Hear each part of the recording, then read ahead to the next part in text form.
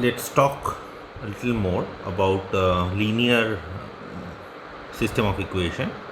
So linear system of equation, in the last few classes we have seen that if you, let us assume that you have an equation like this, yeah. For now, let me just write it like this. This is small x prime of t. This is given by a matrix A times x. Okay, and this x, the small x, that is given by x1 xn. Okay, and the capital A, the matrix is given by a11, a1n, an1, ann. So that we are working with a system of equation which looks like this. See, in many lectures, this kind of lectures, I will also maybe writing down like y prime of x. So in that case, y is x, and in some problem, in the previous lectures, we wrote the linear equation like this, yeah, a times yx. So don't get confused. It's basically the same. Here, just x is getting changed to y, and this small x is getting changed to small t. T is the variable here, and in this case, x is the variable. That's the difference, and nothing else. Yeah, same thing. Okay, now let's just work with this equation. So this is a system of equation, right, in linear equations. And before I start with something, our results, what I am going to do is I am going to write down a very important theorem, which is the existence and uniqueness theorem. Okay, right now I am not going to prove this theorem. We are going to do it when we prove the Picard's existence uniqueness theorem for a system of equation. Okay, that is the most general version. So the existence uniqueness theorem says that there exists one and only one.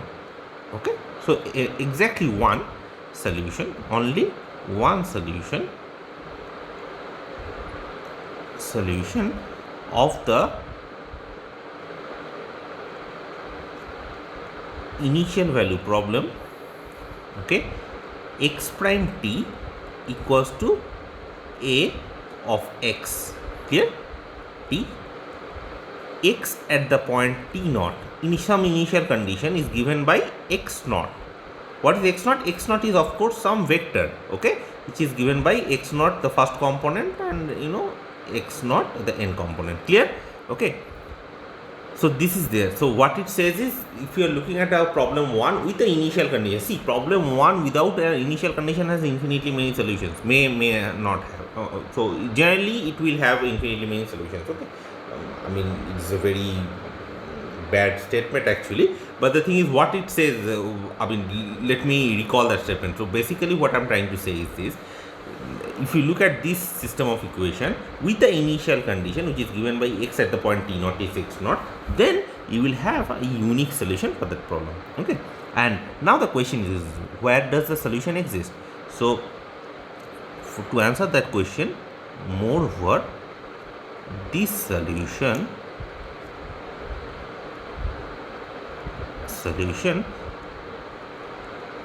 exists for all t. Clear? So this solution exists for all t. So this is a global existence and uniqueness theorem. Okay, so let me put a small remark here. A very important remark in this case is this: see, it says that if x of t is a non-trivial solution, okay, is a non-trivial solution of 1, then x of t is non-zero for all t. Clear? Okay, for all t. And of why? Because see, if x there is, because there exists a t naught such that x of t naught, let's say, that is going to be 0. Yeah, if that is the case, that implies that x of t is identically equals to 0. Clear? identically equals to 0. I mean, because this solution holds for every t, so x of t is identically equals to 0. You understand? So if there is a point where it is 0, it has to be identically 0. So if xt is a non-trivial solution of 1, okay, then xt is non-zero for any t. Okay, for any t. So essentially, I mean, if you just assume that if there is a point where xt is non-zero, okay, sorry, xt is 0, then xt is 0 everywhere. That's what I mean by this. Yes. Okay.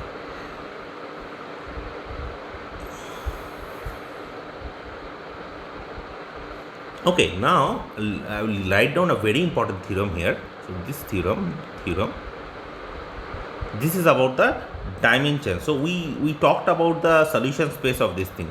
So let S be the set of all those let's say x such that x prime of t equals to a x of t. Okay, so I am taking S to be the set of all those function x, and x is in C1. Clear? So I am talking about the C1 function such that x prime equals to ax. If that is the case, so let's say that is your set S. So let S is defined by this. Then the dimension of S is, if you can guess it, it is basically n. Okay, so why it is n? So it basically A is a n cross n matrix here. So A, where A is a n cross n matrix. Okay, so whatever A is given, that will actually determine what S is. So if A is a 2 cross 2 matrix, dimension of S is 2. Clear? So what it says is this: if you have, so basically what it says is the dimension of the solution space, of the homogeneous equation. This is very important. Solution space of the homogeneous linear system,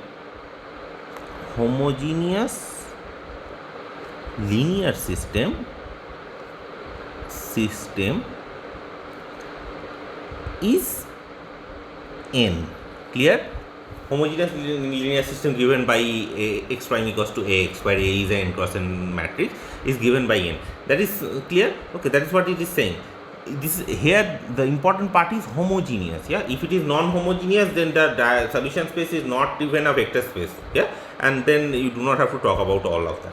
So basically what we have to do, so let's look at the proof of this thing. The proof is very simple actually. What we have to do is, see, I have to show that the dimension is a finite dimensional space which is given by n. So I have to somehow find a isomorphism kind of thing, right, with Rn and this. Yeah.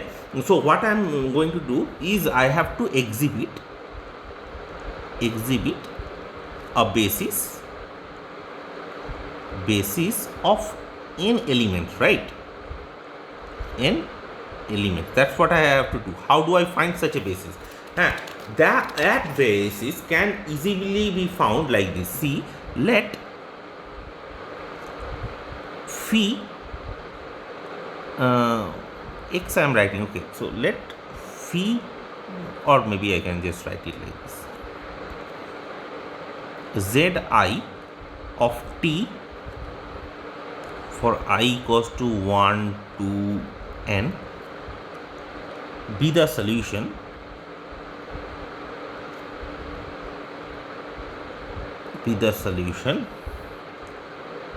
of the initial value problem x prime of t equals to ax of t, and x at the point 0 is given by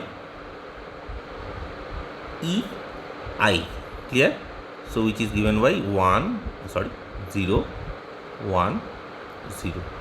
This is in the ith coordinate, so the ith unit vector. See, the general procedure of doing it like this is the following. I want to show that the dimension of S is n. So basically I want to show that this solution space looks like Rn, right? It's a isomorphism. There is an isomorphism between Rn and this space. So basically, what is the basis element of Rn? These are EIs, right?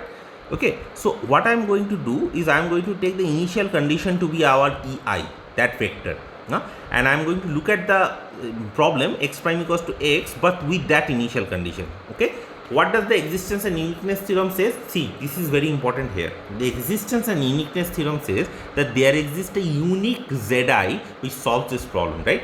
So here I am using existence and uniqueness theorem, very important here, right? Existence and uniqueness theorem. This Zi, there is a global Zi which solves this problem, right? So what happens is this. Now what I am trying to do is this. See,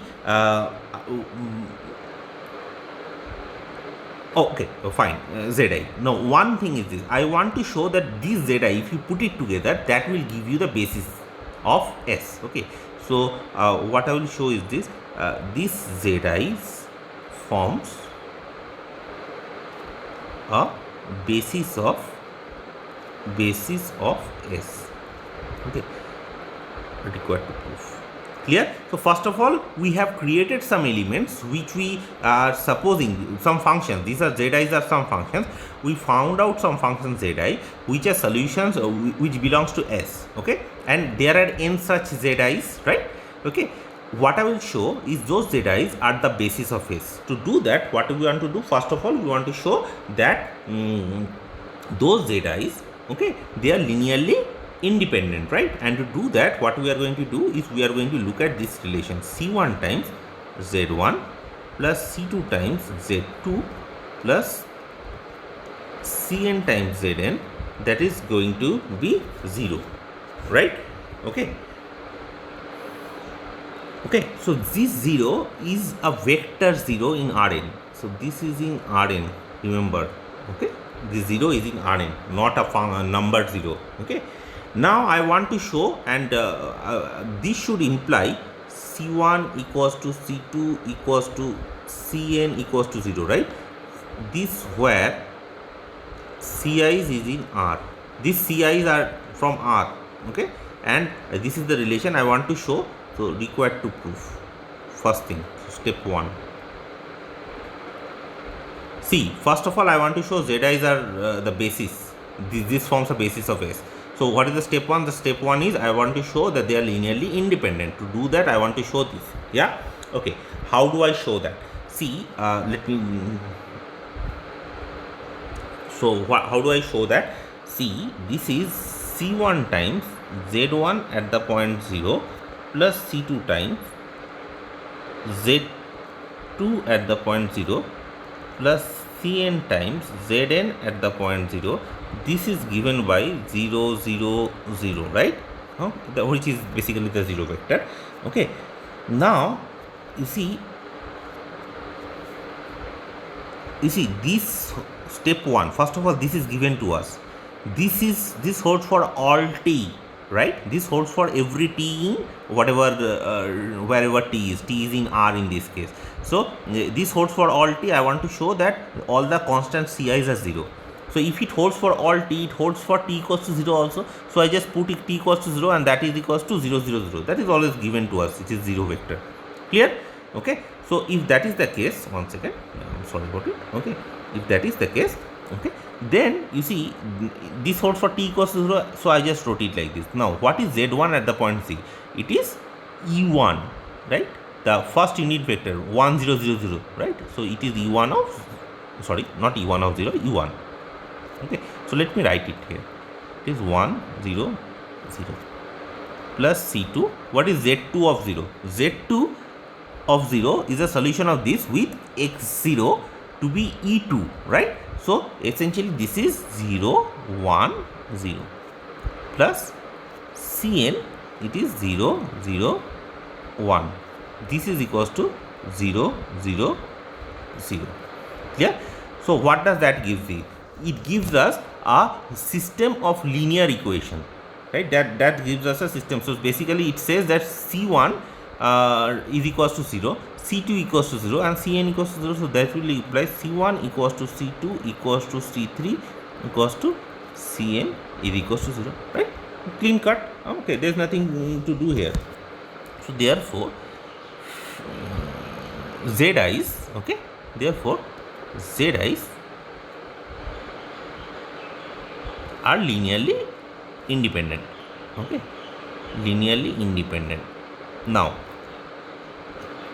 can you guess why they form the basis element? I mean, basically why they span the set.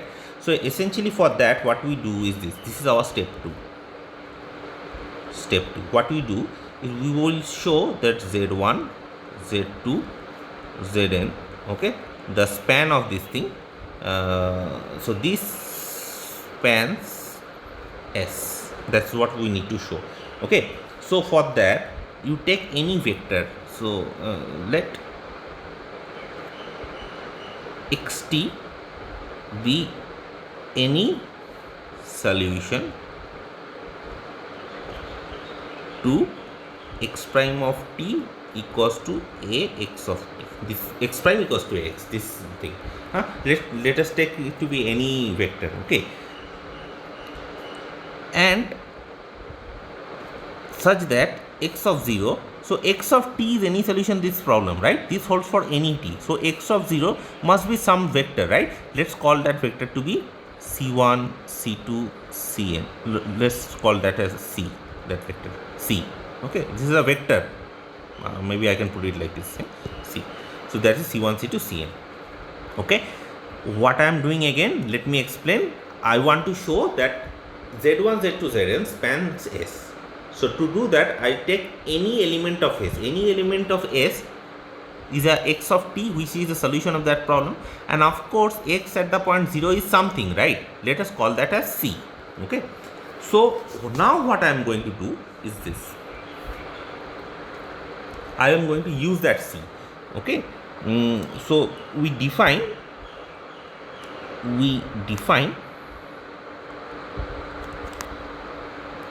a capital phi of t, okay, to be c1 z1 of t plus c2 z2 of t. Actually what I am doing is a very natural thing to do. Okay, cn of t.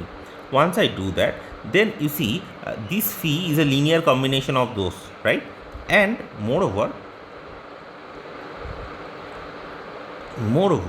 you see phi at the point 0 is c1 z1 at the point 0, which is e1, right, plus c2 e2 plus cn en. Okay, and this is essentially your x of 0. Clear? This is your x of 0. You remember c1 e1 plus c2 e2 plus cn en. Yeah, that is actually is equals to, so this is of course equals to c1 c2 cn, right? And c1 c2 cn is what? It is nothing but x of 0. Okay, so we have constructed a phi such that phi of 0 is equals to x of 0. Is this clear? Moreover, what do you think phi does? See, zi's, again zi's solve this equation, solve x equals to x prime, right? This equation x prime equals to x is zi for I equals to 1 to n. Okay, therefore by superposition what happens? I can say that phi solves x prime equals to x. Clear? So phi also solves x prime equals to x. That is quite clear. Now phi solves x prime equals to vx, and phi at the point 0 is equals to x at the point 0. Is this clear? So what does that gives you? X is any solution of the equation. X is any solution of this equation. X at the point 0 is equal to phi at the point 0. Phi solves this equation. Yeah, phi solves the original equation. What does that give me? By existence and uniqueness theorem, then by existence and uniqueness. If you are confused, just think of it like this. See, x is any solution of this equation, right? x0, x is any solution of this equation. Phi is also a solution of this equation. So x minus phi is also a solution of this equation. Yes. So x minus phi solves this equation. So x minus phi belongs to S. Also, x minus phi at the point 0 is going to be 0, right? So you see, once it takes 0, it means it is 0 everywhere. So basically, existence and uniqueness theorem says that x of t equals to phi of t. Is this clear?